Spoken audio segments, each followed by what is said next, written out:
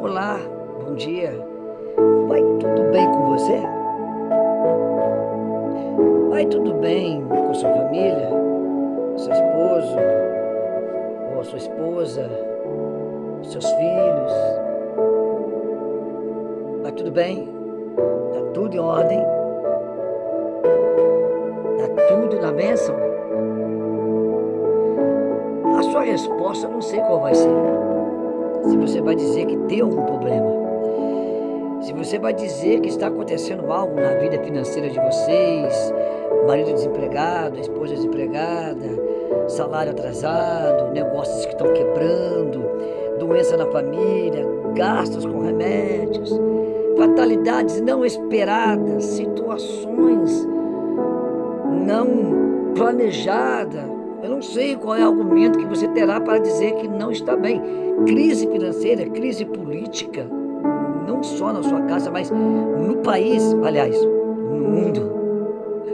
Eu não sei qual será a sua resposta para a minha pergunta. Vai tudo bem com você? Talvez alguns poucos vão dizer, tá tudo bem, graças a Deus. Talvez outros poucos irão dizer, está tudo bem, mas... 3 pontinhos. Que significa, se não fosse por isso ou por aquilo, estaria melhor ainda. Talvez você prefira nem comentar as suas lamúrias e diz, tá bom, se melhorar vira festa. Ou talvez, por não ter o discernimento da situação real, você vai dizer, tá como Deus queria que estivesse. É complexo, né? Responder com sinceridade, com certeza, diretamente, sem pensar, sem tutibiar, sem meditar, mas dizer, naquele flash, aquele vai e vem, tá tudo bem? Tá, glória a Deus. E aí, vai tudo bem com a sua casa? Oh, glória, que bênção! Sem pensar, apenas pelo impulso da fé e da presença do Espírito Santo e pela alegria da salvação. Se nós pegarmos 2 Reis, capítulo 4, uma história bonita, né? Daquela mulher, né? A Sunamita de Sunem. Aquela mulher que observava um profeta que de vez em vez passava por ali em suas missões, quando ia ao castelo, quando ia a algum lugar entregar uma profecia, quando ia falar ao rei, e as suas viagens da montanha onde ele vivia como um ermitão. E aquela passagem era bastante periódica, assim, porque deu tempo da mulher observar que aquele homem, que ela ainda não conversava, simplesmente a sua forma de ir e vir era diferente. E ela percebeu que essa diferença era algo divino e não humano. Uma mulher que tinha uma sensibilidade espiritual grande, rica, um esposo já idoso, ela nova. Essa mulher então resolve dar guarida, acolher de forma calorosa, dar conforto, dar descanso, dar condições do profeta meditar. Ela queria então falar com seu marido, queria um cômodo, faz um cômodo, constrói um cômodo, põe uma mesa, põe lá uma lamparina, põe um candelabro ali para poder ter uma luz, e nessa mesinha onde ele poderia meditar, ler os pergaminhos, escrever suas revelações, uma cama para que se descansasse, um lugar para que ele tomasse um banho, se alimentasse e seguisse sua viagem no dia seguinte. E aquela mulher abençoou o profeta, e o profeta se constrangeu em poder fazer algo por aquela mulher. Veja que eu não percebo nesse texto Deus revelando, pelo menos ele narrando uma revelação ou uma ordem de Deus. Eu vejo ele como profeta, como um homem de Deus, convicto do seu chamado, pedindo ao seu moço, me ajuda a entender o que essa mulher precisa. Bom, conhecemos a história. O moço também percebeu que a mulher era rica, tinha tudo, era alguém muito bem vista e respeitada na região, e só não tinha crianças na casa dela. Então não tem filhos. E o profeta então profetiza o filho e diz um algo, e esse algo acontece. Fala, por um determinado tempo, você estará sobre os seus braços, amamentando uma criança. A mulher, um pouco tibiosa no pensamento do que ela ouviu, ela, não, senhor, não me iluda não, porque meu esposo já é velho, e eu não vou ter filho com ele. No senso de fidelidade, se eu estou com um homem que não pode me dar filho, eu não vou ter filho com outros. E ela, então, recebe a bênção futuramente. Glória a Deus, aleluia. Num belo dia, um menino já, talvez aí, com uns 10 anos de idade, 7, 8, não sei, esse menino, entre 7 a 12 anos, sente uma forte dor de cabeça, reclama, o seu pai manda que o moço leve para sua mãe para cuidar dele, mas ao meio-dia o menino morre. Ela pega esse menino, põe no quarto do profeta, pede para o marido, um moço, pede para o marido que esse moço vai com ela, arrume um cavalo, um jumento, para que a conduza até onde o profeta ficava em Almonte, que era a sua residência, a sua morada, era num lugar isolado e alto, porque ele tinha intimidade com Deus. E nós vemos então ela indo atrás do profeta, e quando o profeta avista de longe, ele manda o moço correr contra dela e dizer, pergunta para ela 3 perguntas: está tudo bem com você? Está tudo bem com seu marido? Está tudo bem com o seu filho? O profeta já pressentira o fato, Deus já o permitia que ele tivesse a revelação antecipada dos fatos, para que o caso também já fosse solucionado. Deus é tremendo. É uma história muito bonita, depois aonde Geazi é comissionado a fazer algo e ele falha nessa missão, e o profeta então vai por sua vez e executa a missão com excelência, a criança ressuscita e essa mulher pode viver feliz com o seu filho, com o herdeiro, com aquele que continuaria o legado de seu velho pai. Bonita história, né? Mas nos ensina tanto. Por isso que eu perguntei como vai.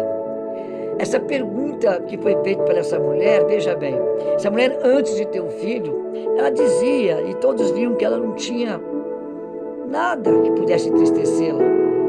Ela tinha dinheiro, ela tinha respeito, ela tinha um marido conceituado, só não tinha um filho. Quem sabe ela poderia adotar um filho, pegar um filho de um casal que morresse, uma criança escrava pequena, e pudesse então adotá-lo como filho.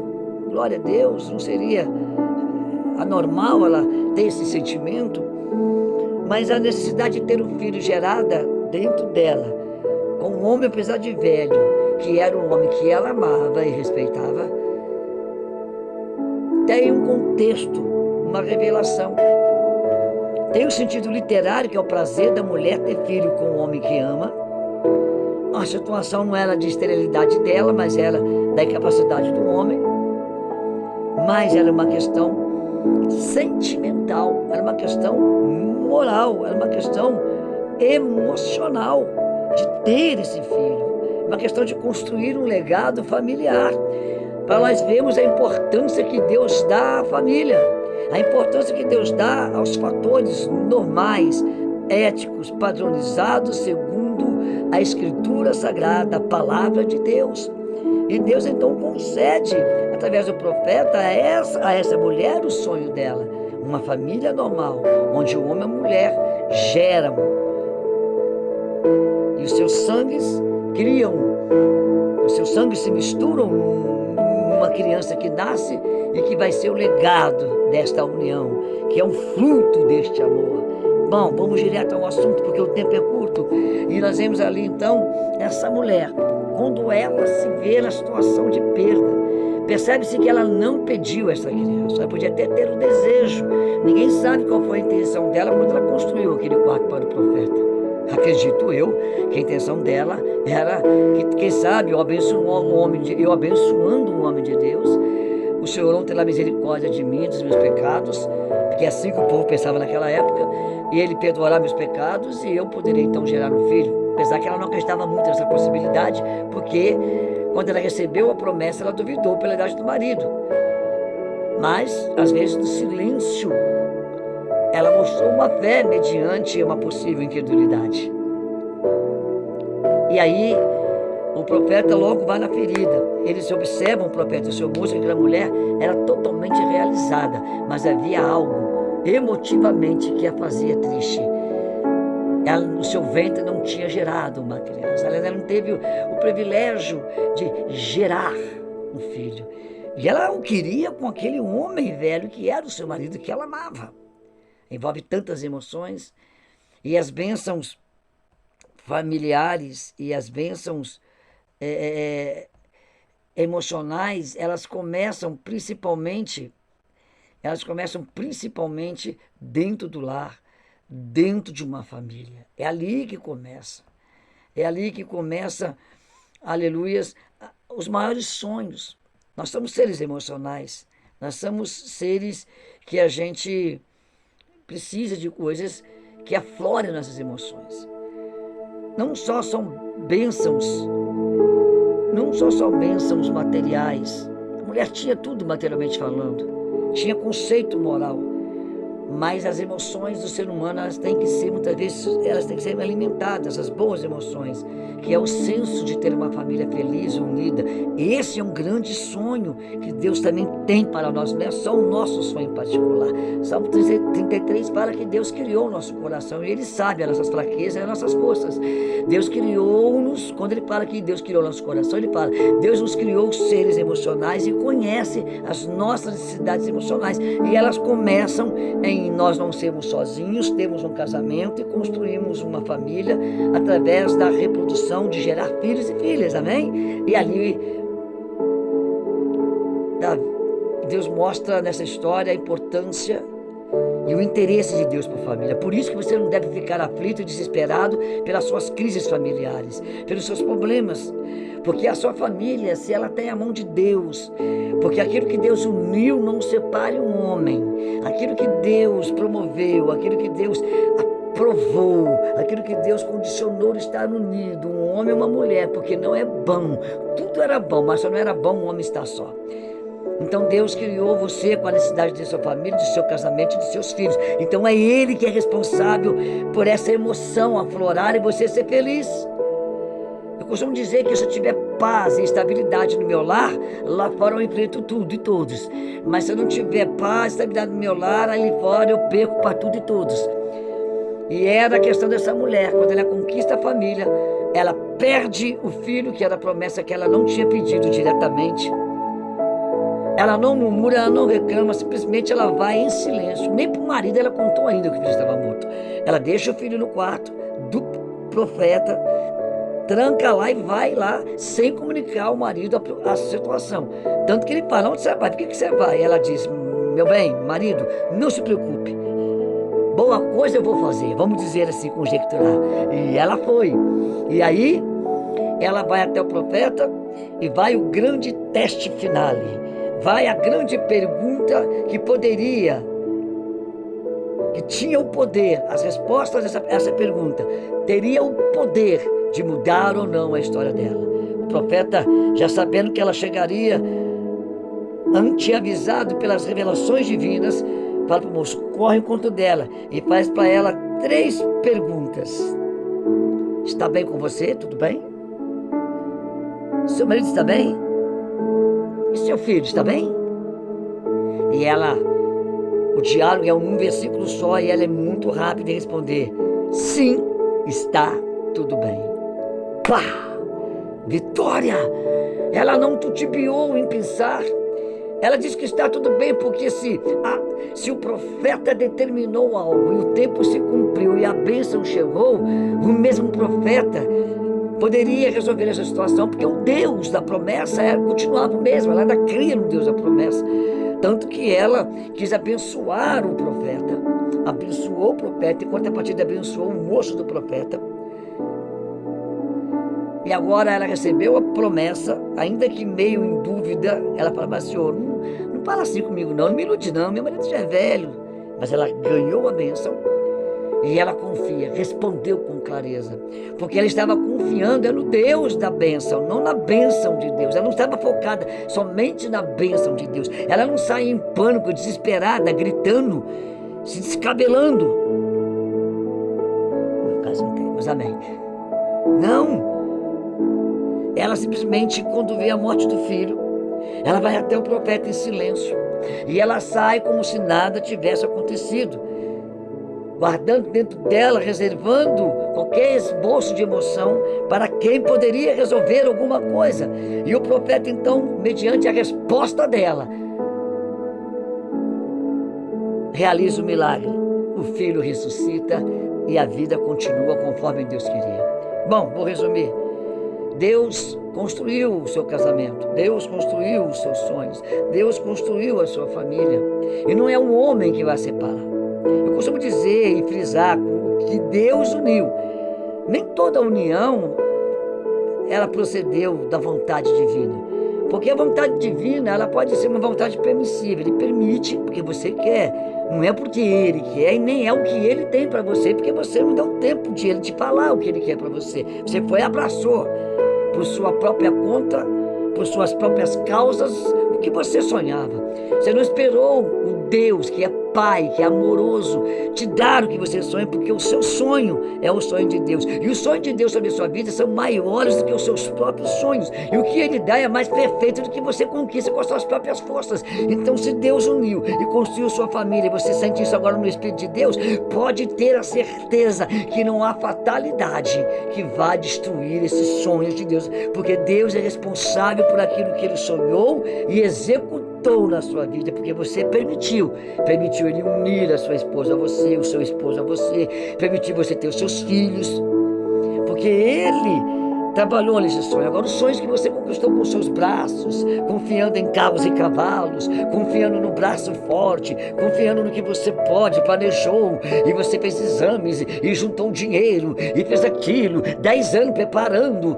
Isso aí você fez. Você é responsável. Você pode até pôr as mãos dele, mas você é o primeiro responsável. Mas aquilo que Deus é responsável e você ama é duplamente protegido, é triplamente guardado sobre as asas, sobre a sombra, sobre o poder do Onipotente. Essa mulher pode responder: está tudo bem com o meu marido, até então porque ele não sabia da morte ainda. Se ela não contou a morte do filho para o seu marido, é porque ela tinha uma convicção: eu vou ao homem de Deus e volto com a minha vitória. Creia somente e verás a glória de Deus. Terra, oh Jesus maravilhoso. E ela foi confiante: vou nem contar para o meu marido, porque eu sei que quem prometeu e fez cumprir vai também agora ressuscitar os meus sonhos. E ali ela vai, responde corretamente: está bem comigo, eu estou confiante em Deus. Meu marido não precisou saber da tragédia, porque eu sei que ele vai ver o meu filho vivo ainda hoje.